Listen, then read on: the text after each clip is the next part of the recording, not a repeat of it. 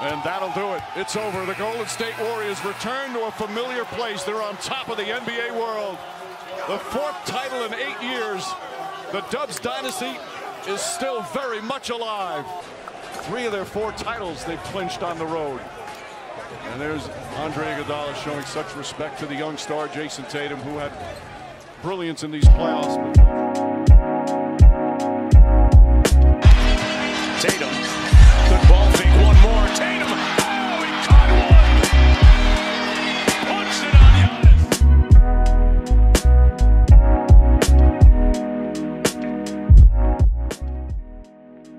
Back in 2013, the Celtics made a well-known trade with the Brooklyn Nets that ultimately led to the position they're in today. Their 2 best players right now were products of that trade, Jaylen Brown and Jayson Tatum.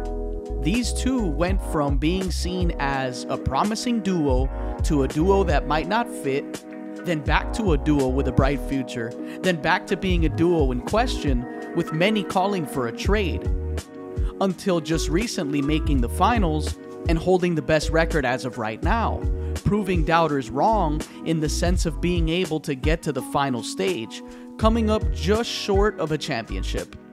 It's been a literal roller coaster for them and the Celtics. Both Tatum and Brown are just as important to the success of this team. But this video is about the difference I've seen in Jayson Tatum and the Celtics from just last season. For starters, just from the eye test, he definitely looks much stronger and also looks to be in better condition throughout the course of a game. If you guys remember Game 5 of the NBA Finals, you also remember Jayson Tatum's couple of air balls late in the 4th quarter. I bring this up because it's a specific moment that Jayson Tatum has rewatched over and over. And this is an article from ESPN's Ramona Shelburne, who interviewed Tatum. Jayson Tatum has replayed the 2 air balls he shot in the 4th quarter of the Boston Celtics loss to the Golden State Warriors in Game 5 of the NBA Finals so many times, he can tell you every last detail of the plays. I was just exhausted. Mentally, physically, all the stress and pressure that I was putting on myself. I remember those plays vividly.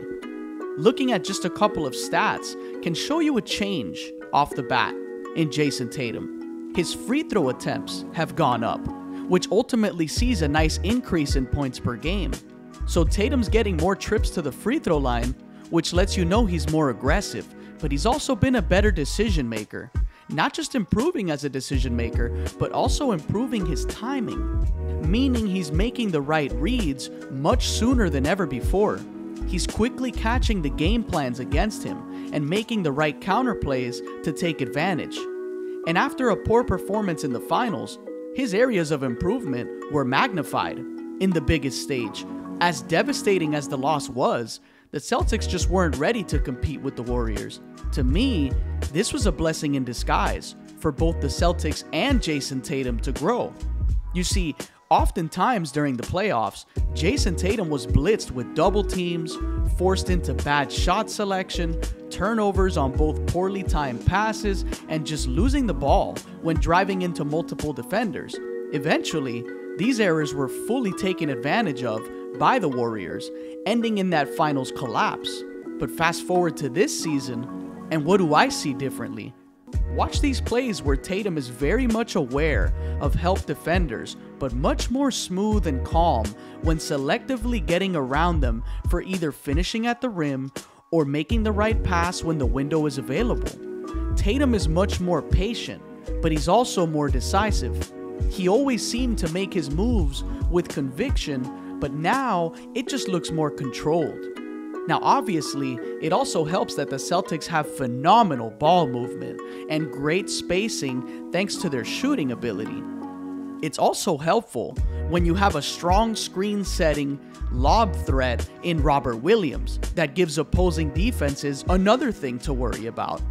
And as impressive as this team is offensively, their defense is something they can also hang their hat on to turn stops into offense.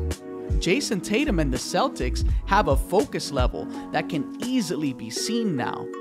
If I had one word to describe this year's Celtics, it would be hunger. The Celtics are hungrier than ever, but will they finally break through this season? Let me know in the comments below, and thanks for watching this quick video. This is the All Things Basketball podcast. I'm your host, Vic Lopez, as always, and I'll catch you guys on the next one.